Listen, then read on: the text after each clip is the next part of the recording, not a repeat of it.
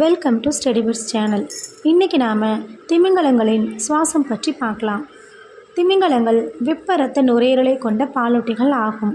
திமிங்கலங்கள் நீரில் வசித்தாலும் அவை மற்ற மீனினங்களைப் போல செவுள்களால் சுவாசிப்பது இல்லை.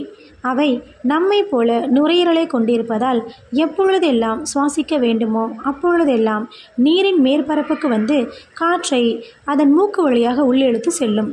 அதாவது திமிங்கலங்களின் நுரையீரல் மிகவும் பெரியது.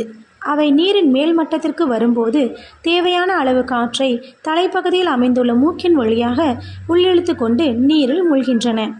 நீரில் மூழ்கும்போது மூக்கு வழியாக நீர் உள்ளே நுழையாமல் இருக்க மூடி போன்ற அமைப்பு உள்ளது. சில திமிங்கலங்கள் ஒரு துளை மூக்கையும் சில வகை இரு துளை மூக்கையும் கொண்டுள்ளன. திமிங்கலங்களின் சுவாச மண்டலமானது அவற்றின் நீர்வாழ் சூழ்நிலைக்கு ஏற்ப பல்வேறு வகைகளில் மாறுபட்டு உள்ளது.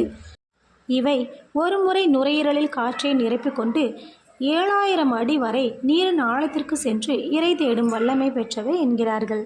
நன்றி.